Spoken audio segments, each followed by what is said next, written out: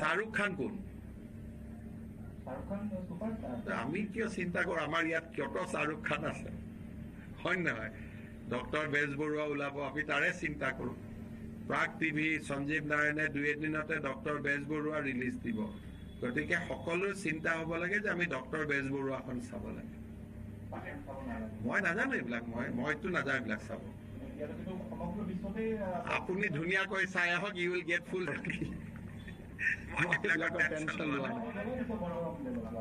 মই টেনশন লোৱা নাই কিবা যদি লৈছে তাৰ একশনো দেখা পাব যদি ল এণ্ড অৰ্ডাৰ ভাইলেট হৈছে তি একশনো ল'ব কিন্তু চিনেমা হলৰ মালিকে মোক ৰিকুৱেষ্ট কৰা নাই চিনেমা বনাইছে ৰাতিপুৱা মই চবৰে ফোন ধৰো আমি কিয় চিন্তা কৰো শাহৰুখ খানেতো ফোন কৰিলে যদি কিবা তেনেকুৱা সমস্যা বাকী চবেই ফোন কৰি থাকে সকলো বোম্বে ডাঙৰ যিবিলাক আপুনি নাম কৈছে সকলোৱে মোক 7 দিন 10 দিন কিবা কিবি কথাত ফোন কৰিয়ে থাকে শাহৰুখ খানে ফিল্মত ঠিক তেনেকে মানে নিমিলে এইটো কাৰণে মই তাৰ ফিল্ম তেনেকে নাচাওঁ কিন্তু শাহৰুখ খানক চিনি নেপাওঁ বুলি কোৱাটো যদি মই আজি কওঁ তেতিয়াহ'লে মোক মানুহে পাগল বুলি ক'ব মই মুখ্যমন্ত্ৰীয়ে কি কৈছে কি নকৈছে হিচাপ শুনা নাই শুনিবলৈ মোৰ সময় নাই অসমৰ মুখ্যমন্ত্ৰীয়ে বহুত কিবা কিবি সদায় কৈয়ে থাকে তেওঁক কোৱাটোৱে হেবিট গতিকে তেওঁ সঁচাকে যদি কৈছে যে শাহৰুখ খান কোন তেওঁক মই চিনি নাপাওঁ তেতিয়াহ'লে এই কথাটো শুনি সঁচাই যদি কৈছে তেতিয়াহ'লে মই লাজ পাইছোঁ আৰু হয়তোবা কৈছোঁ আজি ৰাতিপুৱা ৰোহটক ইউনিভাৰ্চিটিৰ ফিল্ম এপ্ৰিচিয়েশ্যন কোৰ্চৰ মোৰ ফ্ৰেণ্ড এজন তেওঁ প্ৰফেচাৰ হয় তেওঁ কৈছে ভাই তোমাৰা চিফ মিনিষ্টাৰ কা কিয়া হৈ গয়া শাহৰুখ খান को पता नहीं তো এইটো বৰ লাজৰ কথা মুখ্যমন্ত্ৰী ডাঙৰীয়াক এই চেনেলৰ থ্ৰুদি মই অনুৰোধ কৰিছোঁ যে আপুনি এজন চেঙেলীয়া ল'ৰা নহয় যে যি ইচ্ছা তাকে ক'ব আপুনি এটা পদত আছে এটা সাংবিধানিক পদত আছে অসমৰ মুখ্যমন্ত্ৰী গতিকে এইবিলাক কথা কোৱাটো আপোনাৰ পক্ষে নাখায় যে আমি লাজ পাওঁ অত্যন্ত লাজ পাওঁ গোটেই ভাৰতবৰ্ষৰ মানুহৰ সন্মুখত আমাৰ শিৰ অৱনত হৈ যায় এইটো হৈছে কথা আৰু দ্বিতীয় কথাটো হৈছে যে তেওঁ কৈছে যে শাহৰুখ খানে বহুতে মোক ফোন কৰে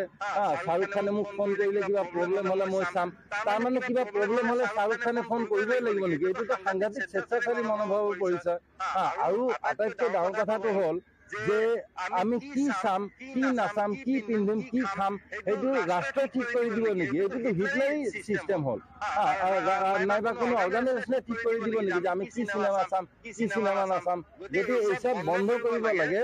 আমাৰ মুখ্যমন্ত্ৰী ডাঙৰীয়া শাহৰুখ আৰু পাঠান শাহৰুখ খান নাই কোনো কথা নাই ইয়াতে এটা কথা চাব লাগিব যে শাহৰুখৰ ফটো আমি নিউয়ৰ্কৰ টাইম স্কোৱাৰত দেখিবলৈ পাওঁ বুৰ্জ খলিফাত দেখিবলৈ পাওঁ কিন্তু আমাৰ মুখ্যমন্ত্ৰী ডাঙৰীয়াৰ ফটো ক'ৰবাত লেম্প পষ্টত ক'ৰবাত টয়লেটৰ সন্মুখত ক'ৰবাত চৰকাৰী আঁচনিৰ হেৰিত যিটো আমাৰ টেক্স পেয়াৰে পইচা দি কিনে যিচব হেৰি বনোৱা হয় আপোনাৰ চাইনবোৰ্ড বনোৱা হয় সেইচব মুখ্যমন্ত্ৰী ডাঙৰীয়াৰ ফটো দেখিবলৈ পাওঁ পাৰ্থক্যটো ইমানখিনিয়ে বুজা মানুহে বুজি লওক আৰু দ্বিতীয়তে আজি শৰ্মা ডাঙৰীয়া মুখ্যমন্ত্ৰী আছে কালি নাথাকিবও পাৰে কিন্তু শাহৰুখ হৈয়ে থাকিব সেইটো আপুনি মানক অথবা নামানক গতিকে মোৰ মতেৰে তেখেতে অসমৰ যিচব মূল সমস্যা বেকাৰ সমস্যা আছে মূল্যবৃদ্ধিৰ সমস্যা আছে ইনফ্ৰাষ্ট্ৰাকচাৰ হৈ থকা নাই দেশৰ গোটেই চাৰিওপিনে অৰাজকতাৰ সৃষ্টি হৈছে সেইপিনে লক্ষ্য কৰক তেওঁ শাহৰুখ খানক চিনি নাপালেও হ'ব তেওঁ চিকুৰালীক চিনি পাই থাকিলেই যথেষ্ট আমি জনাত তেখেতে চিকুৰালীক চিনি পায় তেখেতৰ লগত চিকুৰালীৰ ফোনৰ কিবা কিবি কথা শুনিবলৈ পাওঁ কিবা এনেকুৱা অডিঅ' ভাইৰেল হৈছে তেওঁ চিকুৰালীক চিনি পায় কিন্তু শাহৰুখ খানক চিনি নাপায় ইয়াতে তেখেতৰ হয়তো লেভেলটো বুজা যায় যে তেওঁ ঠিক কি টকাৰ কি ষ্টেজৰ মানুহ গতিকে এইচব কথা ক'বলৈ বাদ দিয়ক আপোনাৰ সন্মানটো নষ্ট হয় মুখ্যমন্ত্ৰী হিচাপে আপোনাৰ সন্মান নষ্ট হোৱা মানে আমাৰো সন্মান নষ্ট হোৱা আপুনি এইচব কথা ক'বলৈ বাদ দিয়ক আপুনি ৰাজ্যটো কেনেকৈ উন্নতিৰ পিনে লৈ যাব পাৰি সেইপিনে চকু দিয়ক ৰাজনীতি মানে মই ভাবিছোঁ মই শুনামতে পাঠান ছবিৰ কাৰণে বোলে তেওঁলোকে ডিৰেক্টলি কোনো ধৰণৰ হেৰি কেম্পেইনত যোৱা নাই ইয়াক আপগ্ৰেড কৰিবলৈ তাৰ কাৰণে they have save around 18 to 20 crore rupees তো মই ভাবোঁ যে হিমন্ত বিশ্ব শৰ্মা ডাঙৰীয়াই এই ধৰণৰ এটা মন্তব্য দি শাহৰুখ খানৰ পাঠান ছবিৰ পক্ষে এটা কেম্পেইন আৰম্ভ কৰিলে মানুহে যেন হলত গৈ পিনে চাবলৈ পায় আৰু তাৰ প্ৰমাণো আমি দেখিছোঁ গোটেই ভাৰতবৰ্ষৰ চব চিনেমা হলবোৰত আপোনাৰ এডভান্স বুকিং হৈ গৈছে ফুল বুকিং হৈ গৈছে কেৱল ভাৰতবৰ্ষ নহয় অভাৰচিজতো ফুল বুকিং হৈ গৈছে গতিকে তেখেতে হয়তো শাহৰুখ খানৰ ফিল্মৰ পক্ষে কেম্পেইনহে কৰি আছে আমাৰ হিমন্ত বিশ্ব শৰ্মা ডাঙৰীয়াই পাঠান ছবি চাব নালাগে তেওঁ নাচালে কোটি কোটি মানুহে